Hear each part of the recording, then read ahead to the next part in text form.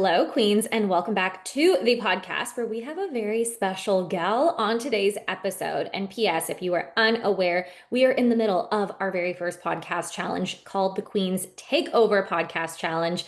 And what we are doing is giving you the opportunity, one, to activate what your goal is to be in the new year because we're in November. New Year is on the horizon, and my gals and me, we don't wait till January 1st to get our butts in gear and think about what we want to do to be a queen and build our empire. We're doing it now. We're activating the vision and putting ourselves in spaces. So, way that you're going to enter this is leave a 5-star review on the podcast on Spotify. Share each episode with your biggest takeaway. We're sharing episodes every week throughout this month.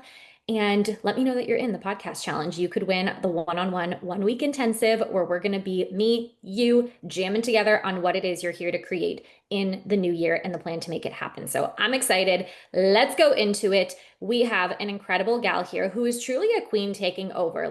Like the woman that this person was, I think 2 or 3 years ago when we met, is not the same person that she is today. She is the one and only Amber Martenson, the owner and founder of the Joy of Art 501c3, the Winning Spark Branding CEO, a gal who I know and love. Amber, say hello. Hi, hi, hi, hi. Hi, Maria. Thanks for having me. Yes, I'm so happy. And for those watching on YouTube, Amber is repping the Pageant Gal pink. I feel like we reversed like the colors a little Yeah. bit. So I love this. All right, Amber, I'm going to let you start us off. Just tell us a little bit about you, where you come from, what you do, and then we're going to get into today's episode. So I actually live in Iowa in the middle of the country of the United States, and I started Winning Spark Branding about 6 months ago now. And I started my Mhm. platform, The Joy of Art, about 4 years ago and turned it into a 501c3 about a year and a half ago now. And have just worked with Maria for the past couple of years and have been able to grow both so well because of her amazing guidance. And I'm just excited to be here and talk to you about everything happening.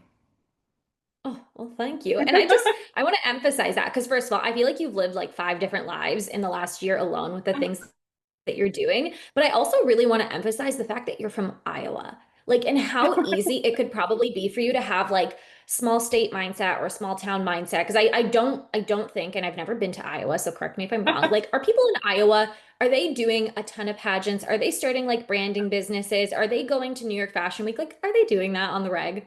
Yeah, no, definitely not. There's only a few small pageants, and I don't know anyone that like I people start small businesses for sure, but yeah, definitely not the same.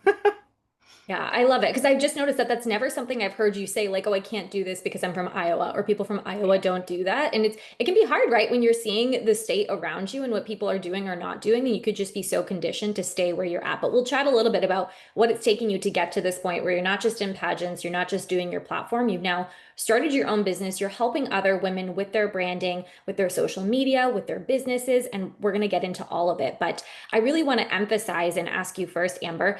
Well, first of all, for our gals listening, like, how would you define what branding is? Because I would say that that's a huge thing that you have done yourself and you've had to learn and embody, and then now you're teaching others. So, what is branding for the pageant gals listening?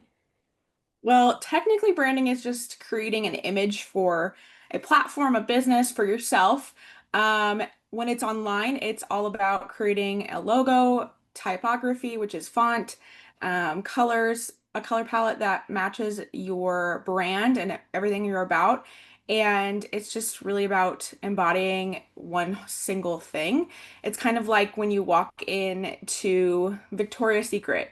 That's just the first thing that came to my mind. Yeah. And it's branded so well because everything is pink, everything is stripes, everything is black. Like it's Victoria's Secret because you look at it and you're like, it's recognizable. Um, if you're in person, branding is like showing what you show up online as. And I think that's something that pageant women really are starting to gear towards, but I'm excited to continue helping them with that. And branding is something that I was able to take my platform from just a plain regular platform that was only impacting a few people after I rebranded it and created a logo and created my colors and everything I wanted it to be. It was able to become a 501c3 and is now international. This is amazing. And I love talking about this. And I have a couple more questions around the branding aspect because I was actually just at an event and they described the difference between branding and Hmm. brand. And I will say, I'm someone who talks about brand a lot. I don't talk about branding. Brand Hmm. is really like how people perceive you and the identity of your business, your platform, who you are. Hmm. Branding is much more like the visual look and aspect that Yeah. Amber helps women do really well. And I find that having that visual aspect, because some people might think, well, okay, I get some colors for my platform. Okay, I get a logo for my business. Like, how does that Yeah. change anything? But you have to think it's bringing your identity to life and seeing how it looks and feels and how people respond to it. And so, in creating your own visual branding for your platform, The Joy of Art, how did that activate like the identity of it that all of a sudden it went from literally having no funding, no real recognition? A lot of pageant women go through this where they're like, I don't think anybody cares like what I'm doing, or like they're not really paying attention. This is kind of like not, it's flopping. How do I make this more impressive for judges? How did your branding help you to the point where now you have dozens of people who participate in almost everything that you do? We were just talking the other day on a call. You've got $2,000 in funding from two different organizations and Yeah. grants over the last week. So, how did the visual branding help when it came to people seeing this platform and this mission and wanting to be a part of it? I think it just definitely helps them feel like it's more professional and like an actual real thing. I think a lot of the times pageant women make their like logo on Canva and then they think that's good, but when you create a whole brand identity around something, and you're creating posts with it when you go to do your different initiatives, it really helps people like realize, oh, this is the person that's posting it. I'm excited to help them because I know that it's them posting it and not some random page that's just popping up because I don't know, I can't immediately look at it and see what it is. And when you're scrolling on social media, that's like something that is really important because we don't typically sit on a picture for very long to figure out what it is. You see right away what it is, and then you like it or you read it or you move on. And that's one of the most important things I think that helped me is that when I was creating posts for my initiatives, I was able to make them look like my platform and make them exciting. And people felt like it was an actual platform and something that was serious that I was putting my work into. And they started taking it seriously. And then when I started taking it more seriously because I created a brand identity, other people did it as well. Yeah, I love that. And the number one thing that stuck out is the way that people felt about it. Like they Yeah. could feel you took it seriously. They could feel that this was going to make a big impact that they wanted to be a part of. And all it took is, again, you having to identify it that way, right? We can't just assume people are going to take our brand or our business seriously just because we show up and we say, oh, I have this event, donate or participate or buy my stuff, right? Like it's up to you to put that identity and that visual image forward so that people have a feeling and an association, especially when there are so many people coming into the market. There are so many people coming into pageants. What can you do to stand out and really create a feeling and a perception of what you're doing like that? Obviously, it's not just for standing out on stage and online, but it's also making a bigger impact and it's helping you feel like, oh, my message and what I'm here to do is reaching the masses so much more. So, thank you for sharing about that. And obviously, like the Joy of Art is now global, but what we really need to talk about, Amber, is not just like the platform work that you've done. Talk to us about the story this year, 6 months ago, starting a business, winning Spark branding from scratch. What was the story around that? How did that happen? So I was teaching for the past 3 years. I taught K4 art, which was something that I loved, but everyone that's a teacher knows it's exhausting, Mhm. and it's just draining. And I just felt like like something that I hear you say a lot in your story is like I was going to pageants and having like the time of my life, and then I would come back and I'd be so depressed. I'd have the Sunday scaries every Sunday. I didn't really enjoy waking up to go to work. I loved the kids, of course, but I just wanted something that was different. And I signed up for Empire originally Mm. to with you to work on my 501(c)(3), and then right before we started it, I actually decided I want to start my own business and see if I can do it. I have in the past tried to like do Etsy shops and things like that, like small little craft businesses, but they've never really like worked out because I have no business experience. And thankfully I was able to work with you and ha with my experience creating my 501(c)(3), it also gave me the confidence that I knew I could start a business that was successful, and started created branding and launched it within a, like a month, I think. And then I had painted some shoes for a friend.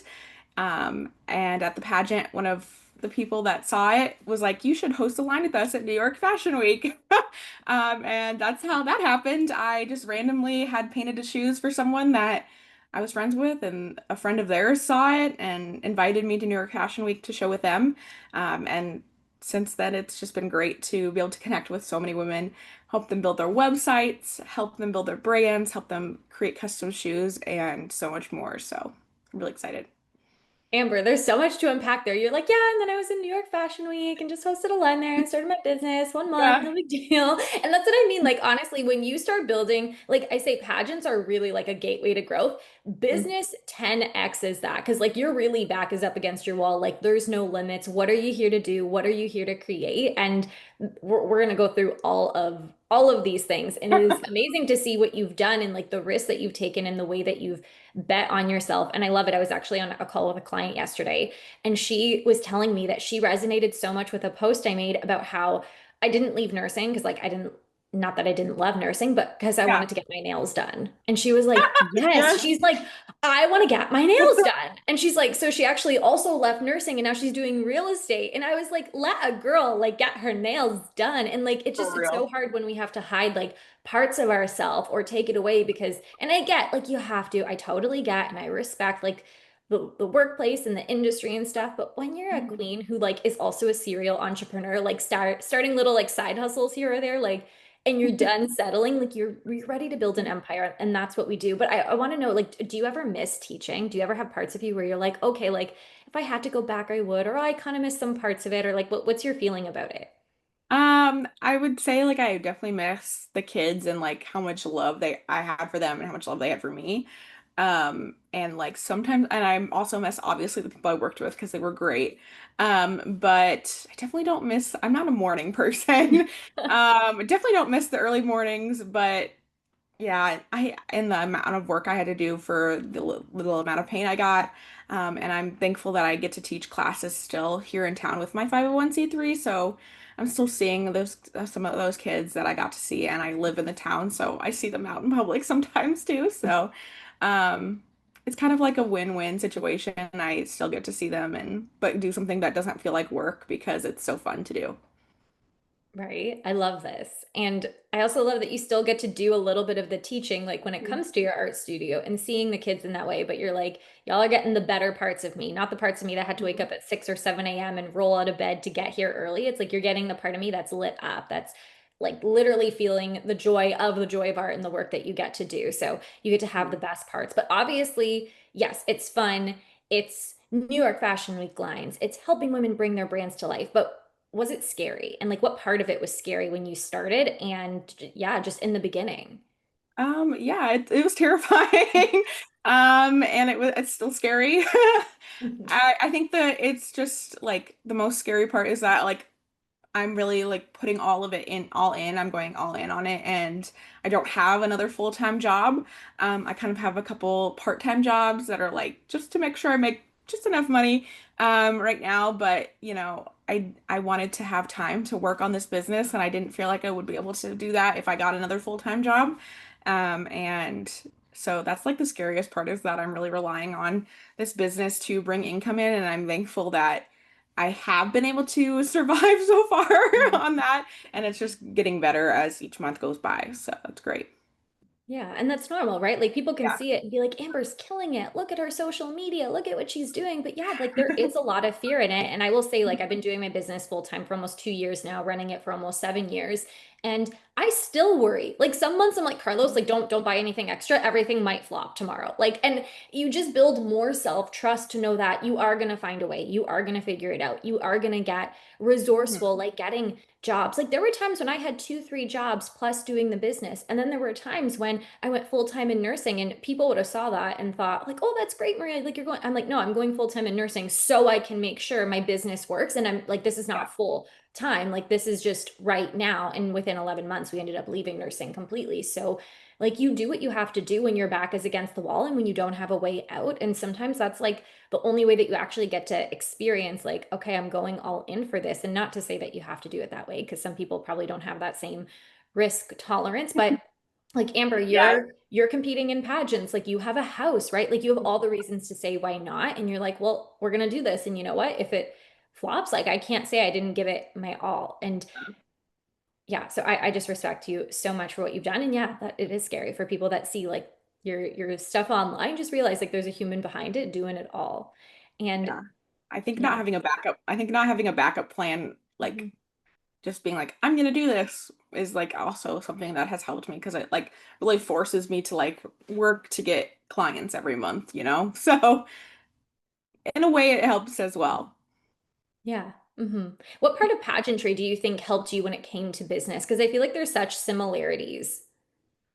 hmm Well, it helped me connect with women. For sure, that's like the number one thing that has helped me is that I have connections all over the world now. And many of those women are the ones that have been my initial clients, Mhm. and also people that have shared like my products with other people and have brought in new clients to me, which is great. But it also has like helped me, pageantry like helped me bring out who I am. I don't even remember what I used to be like. I wish I would have had pageants when I was in high school because Mhm. when I was in high school and going into college, I was just so nervous all the time about everything. I never took risks. I never went out and did anything with new people. And now I have so much confidence to start a business, and no way could I have ever done that before pageants because they gave me the confidence to go in an interview room and stand in front of six people. They gave me the confidence to go on stage and show who I am.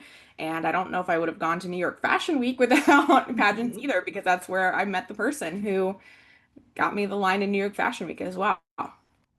Yeah, you have so many connections. You're building the confidence, like you're getting out of your comfort zone. That's why I say it just makes the most sense that pageant women start your own brands and businesses. That way you can do this and do it your way and be someone who makes the rules. And granted, that entrepreneurship is not for everyone, but I think that a Mhm. lot of women it would be for if they gave themselves the chance and realized how transferable those skills are. And you do have such a great community. And I think there can also be some people who might think like, oh, well, people judge or they won't like this. But actually, it's like the people in your community that want the support that you have. And they didn't even realize that this was a piece missing for them until you filled it, right? Like they weren't going to someone else for logos or branding or websites because you did it. They were like, hey, I'm going to do this with you because I see you doing this. And this is something I didn't even know I wanted or needed. You literally created Mhm. something from Yeah. scratch based on what the skills that you had in the community that you had.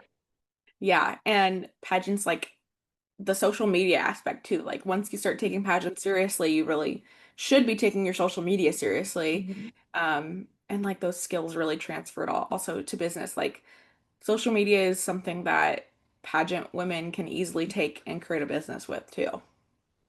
Amen. We're going to talk about all of it because I Yeah. want more girls to be like starting their own businesses. And I didn't even realize that part of what I would be doing as a coach over the last 6, 7 years is helping Mhm. women with their careers. Because the amount of women who end up losing their jobs or getting laid off or getting hours cut and feel like they're stuck and they're like, oh my gosh, what do I do?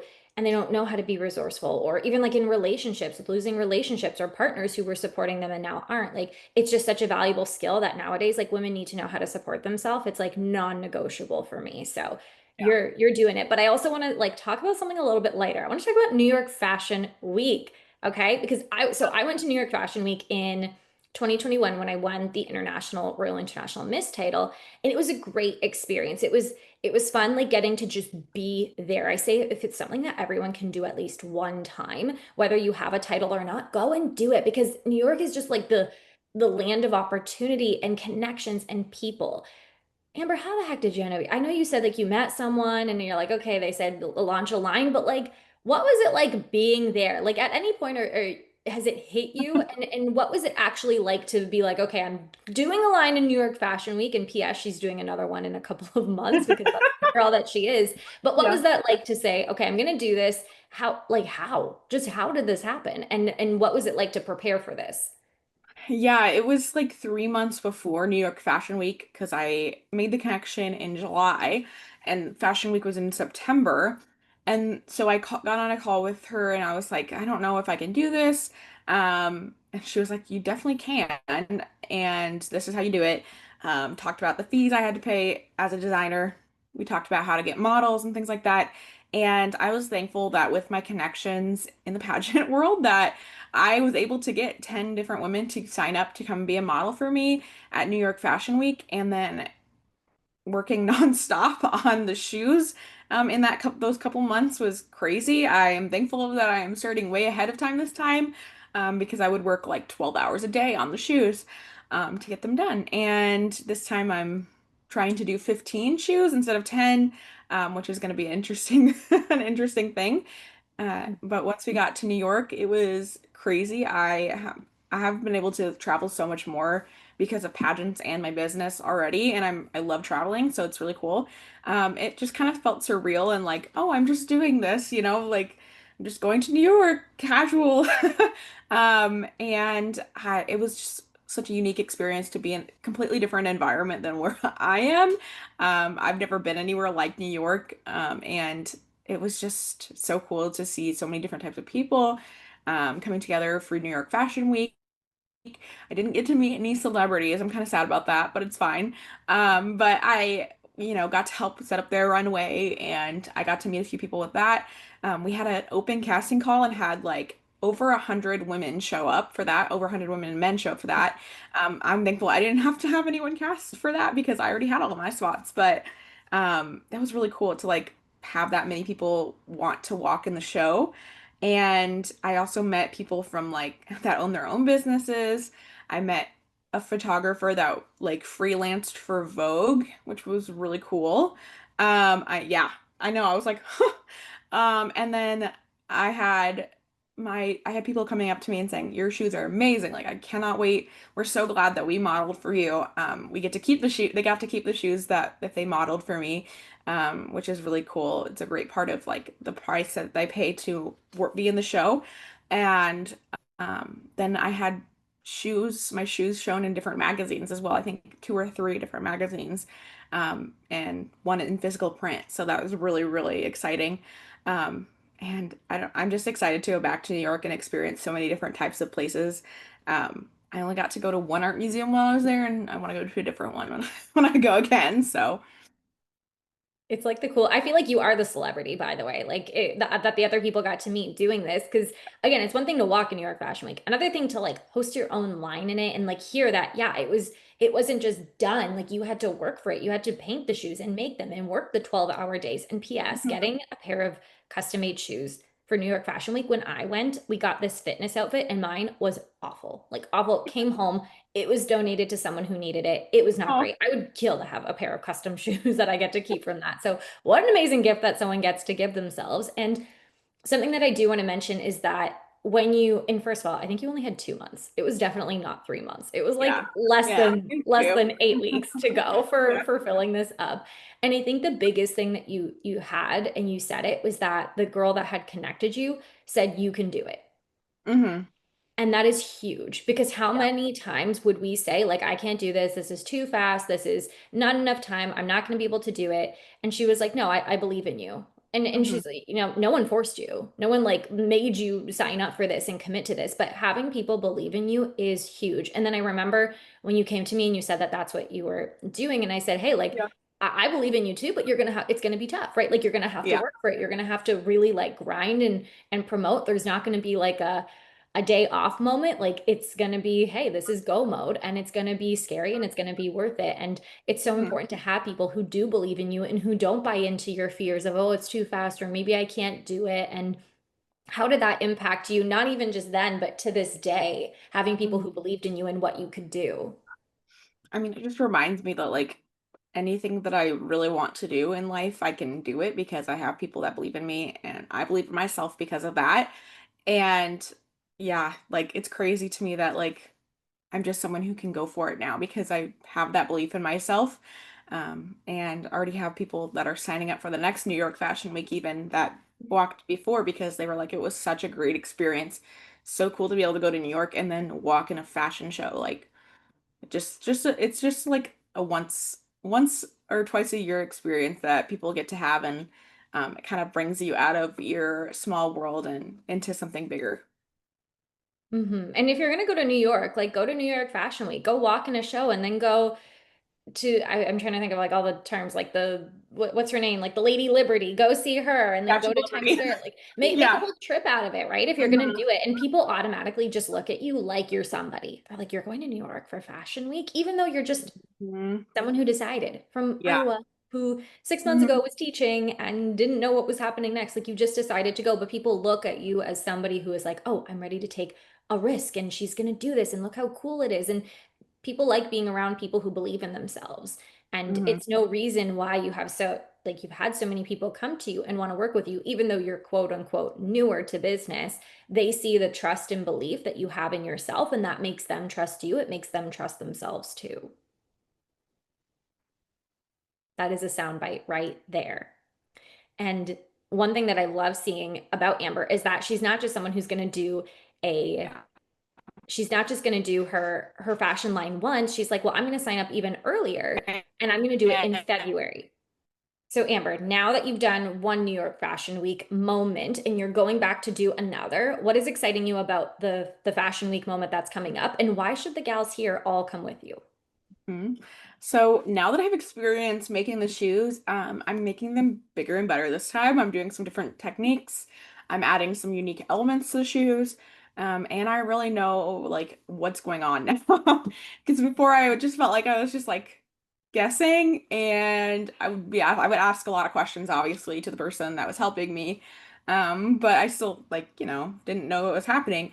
But now I feel like I know what's happening. I know what we're gonna be doing, what it's going to be like. And I'm just really excited to get to connect with more people. I'm hoping to try to get in contact with maybe a few more magazines or something like that. I'm going to try and reach out to them, see if anything happens. But I know that like at our last show, there was people from JC Penney's, I think, and other big stores trying to look at lines as well. So that was really like really cool, like surreal thing. I can see you being on a billboard one day, like in Times Square. That's going to happen. That's going to be next. If not this year, next year. I can feel it for I you, hope. Amber. Yes. And I just think it's a really cool opportunity that you're providing other women. And look, you're not even ending where you're at. And P.S. Okay, the thought that I just had was you don't know how. Like, that's just a thing I feel like I've heard a lot recently where girls are like, well, I don't know how. Well, how do I do that? It's like, well, nobody knows how. Like, if we all just knew how, we would go and do the thing. You figure it out. You have people in your corner who help you figure it out, who help answer your questions, who help you find the way. And that was another thing that I want to ask Amber before we end our time together here is like, obviously there's moments where you're like, I don't know if I can do this. I don't know how to do this. I don't know if it's working. What helps you Mhm. keep going when you're in those moments of I don't know how, or I don't know if this is going to work or keep happening for me? For sure, it's been like the fact that I don't know how to do things. I've not known how to do things in the past. I didn't know how Mhm. to start pageants, and I did that. Even though that was like the biggest jump I think I've ever taken in my entire life, was starting pageants. And I didn't know how to take my platform and make it a 501(c)(3), and I did it in a month or two after deciding I wanted to. And then I didn't know how to start a business. And I'm thankful that I've had the help of you, obviously, and my other coaches and pageant women, like the pageant women that have been in your space and spaces around me for sure. Like I know I can rely on them because honestly, they're like the pageant women are the best type of women. They're always supportive. They don't judge, which is great. Not that I've seen anyway, not the ones I know. Mhm. And so like that's one thing that's been really cool is like it helps make me feel more confident when I know that there's not people that are going to be judging the things that are in my space.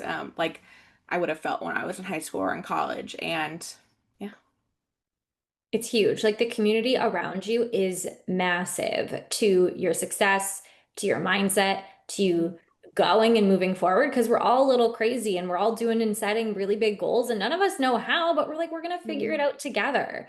And that's what you Yeah. have to do because what's the other choice? It's like you're just going to be in the behind the scenes hustle, panicking the entire time. Like, Mhm. yeah, those moments are going to happen and you are going to feel like the pressure of it, but then you have other women reminding you that you can do it and that they're doing it too, and that everyone's going through their own thing, and you'd rather live than wonder what if.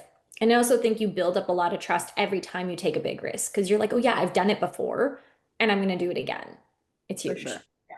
Yeah. And so Taking now bring, taking the mhm, risks is great. Yeah, taking the risks is like yeah.